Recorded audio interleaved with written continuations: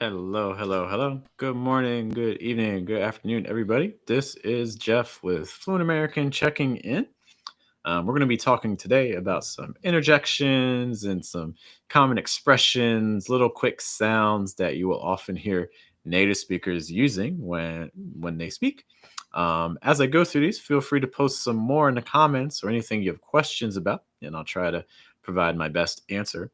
Also, of course, feel free to join our pronunciation group on Facebook. It's free and it provides you with opportunities to get some daily practice in. So it's a great opportunity for you if you're trying to get some good regular practice in during the week and you just maybe need some gentle reminders and things like that. Yeah, so like I said, today we're talking about filler words and interjections. These are words that don't have a whole lot of individual meaning by themselves.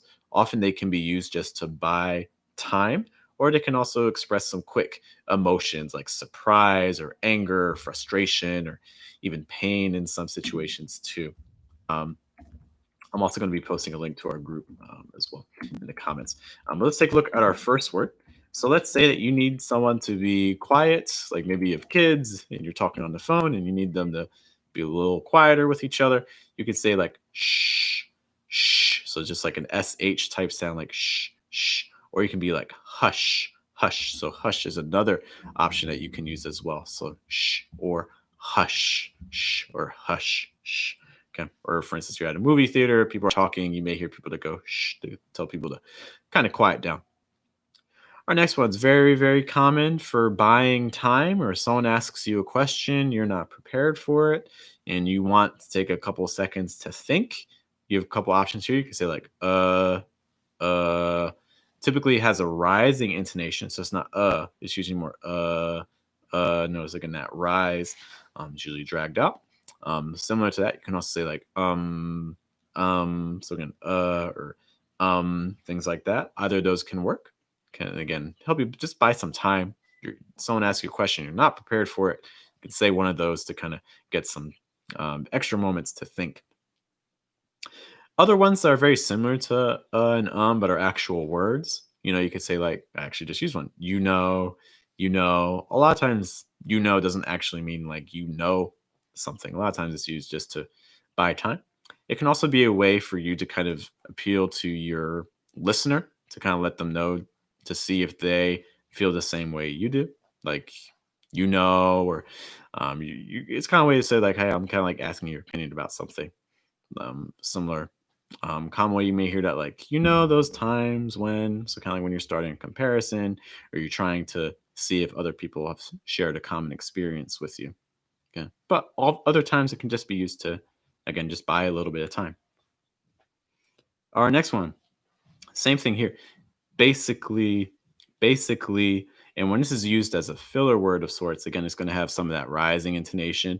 Basically, um, and this is usually used to introduce an idea in its real form. If you're using this as an actual word or as an actual adverb, it means like simply or something like that. However, when used more as a filler word, it's just usually, I can use it here. Like basically, it's used to just express an idea or to buy some time. Okay. Basically, basically, notice that the second A is not usually pronounced when you say that. So you're usually going to cut it, go right to the L. Basically, it's not basically, it's just basically, basically. Another very common one is like. I feel like especially in the 90s and so, but it's still a common one that you'll still hear, especially demographic, especially from say California. If you're heard of like a Valley Girl accent or a California type accent, is very, very common. A lot of times has a rising intonation with it as well, like he was like, or they were like. A lot of times introduced like when people are talking or saying what other people said. For instance, I was on the phone with someone and they were like, "Hey, how is it going?" And I was like, "Not bad." It's like it's used kind of before you introduce what another person is going to be discussing. So definitely pay attention to that. If you watch a lot of TV shows or just listen to native speakers, it's probably a word that you're going to hear a lot, but that actually doesn't really have much meaning. It's not being used for comparisons. Similar also to like and is well. When you're not using it as an adverb, similar in meaning to good, a lot of times it's just used as another filler word. So if someone asks you a question, it's like, hey, where were you an hour ago? You could say, well, I don't know, I was at the park. You could also just say, I was at the park, but maybe need a moment to think. And so you could say, well, I was at the park. And I see, hello, hey, Murat, how's it going? If you have some specific questions, be sure to let me know, and I'll try to introduce those words here. So again, well, a lot of times does not really have much meaning. It's just used to buy some time. Someone asks you a question you're not prepared for, and you're just trying to basically buy some time to think about a response. Our next one, ah, ah. This is another way of saying like, oh, I understand. Ah, ah. So for instance, let's say you're in a math class and your teacher is explaining something. At first, it was confusing, but then after that, you it makes sense. Now it sounds clear. Okay. So in this type of situation, it can show that you understand. So you're having difficulty, the teacher shows you an explanation, and then you're like, ah, I get it. Ah, I see. You can also pair it with I see, like, ah, I see, or ah, I get it. Things like that. That can show that you understand. So usually when you say ah, it shows comprehension.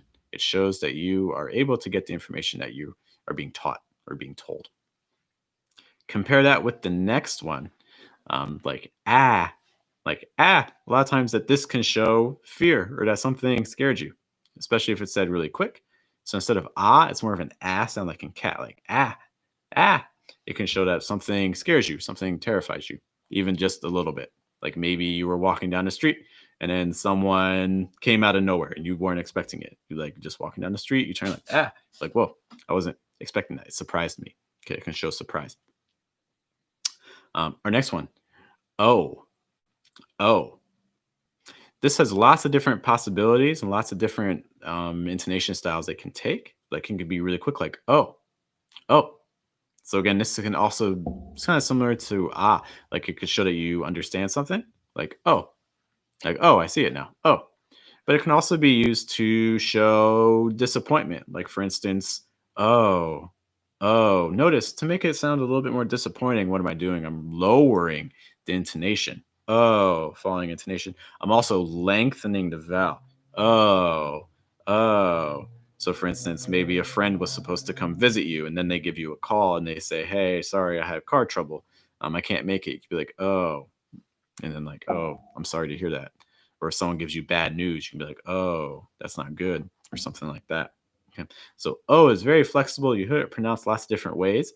Paying attention to the tone and also paying attention to the intonation can really help you determine what's the meaning behind it, if it's a positive thing or if it's a negative thing, because it really can depend on the situation. So you want to be careful with that one. Um, Similar to the next one, wow, wow. Wow shows surprise, firstly, usually in a positive way. Like, wow, that was a really good game. Wow. So two teams are playing, your team wins. It was really exciting. You say, wow, that was a good game. Wow. But it can also be used to show disappointment. Again, kind of like like we've seen, lowering the pitch and then lengthening it, like, wow, wow. Like, for instance, maybe someone does something that disappoints you. Like, again, talking about sports, maybe your team makes a really bad play or something really bad happens. Like, wow, he really did bad.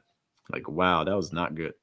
Wow. So, again, lengthening it, lowering the pitch can make it sound a little bit more disappointing and negative. Wow. So, versus wow, wow, wow, versus wow. Again, very different meanings. Other words you may hear, like what or what. Like some people may cut off the T because like what versus what. Similar types of meanings there that you may hear. Um, and this can also indicate surprise. Like someone says something like you could be like, what? Like you don't believe it. Again, showing surprise. Like, oh, those two, they got married. You're like, what? I didn't know that. What? I didn't know that. So again, showing surprise. Okay.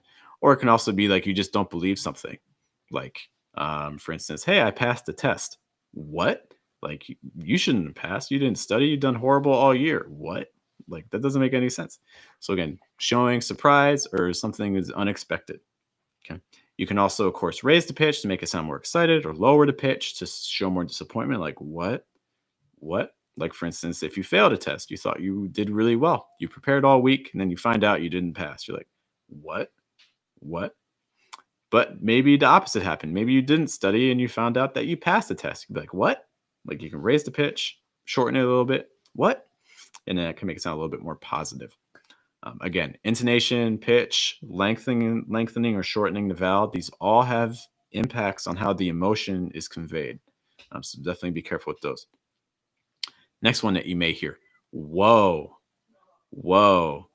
Okay, so that again is also showing surprise, maybe even a little bit bigger, like whoa. A lot of times it's dragged out a little bit, like whoa. Some people may come out like whoa, whoa, whoa, like that's it's kind of like saying like that's need to like slow down, or like whoa, you need to. The information you're saying is too much. Okay, let's hear it again. Okay, so again, whoa is another phrase that you'll hear to show surprise. Next one, ugh, ugh. This is showing disappointment, or that something did not go the way you want it to, like ugh. Like, for instance, maybe you had a really bad day at work. Someone asks you, oh, how was your day today? You could be like, ugh, it was horrible. Ugh. Or for instance, maybe, what's another example I could give? Again, if you're taking a test and the test was really hard, you're like, oh, that was a difficult test. Ugh, ugh. Usually pronouncing that G, g, ugh, ugh. That you'll notice is a schwa sound. So it's very reduced, just kind of like letting the air out. Ugh, ugh. Our next one, ouch. Again, expressing pain. So if something hurts you, usually it's not like a super big pain, like maybe like a bug bit you, or maybe like you got like a paper cut or something like that. Something small, usually relatively minor. Like ouch, ouch. And that again shows pain. Something hurts you. Similar to that would be like ow, ow. Okay, so ouch or ow are probably the most common ways that you'll hear people express pain. Ouch, ow, ouch, ow. And again, both of those have your ow sound like in house or found. Notice that for those, your mouth starting wide, ow, and then closing, ow, ow. Our last one here is oof, oof. You may also hear oofa, like oof, oof. And again, this is also expressing pain or like disappointment. It can also express that something was difficult, like oof, that was hard, like oof, that was a really difficult test, or oof, that was a long day at work. Okay. So again, these are just some quick examples of different interjections and filler words that you may see, as well as how they are pronounced. If you think of some other filler words that you hear other native speakers use, or other expressions that you're just not quite sure what the meaning is, or situations where you can use it, feel free to post them. Also, of course, I've put a link in the chat box for our Facebook group for pronunciation. Stay tuned, of course, for other videos. I'll be having another one coming out tomorrow.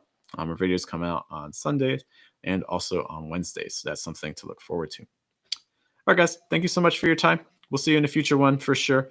As always, post some comments or things if you have some future questions, and I'll try to get back to them. All right, take care. Have a good day. Have a good night. Have a good afternoon. Bye.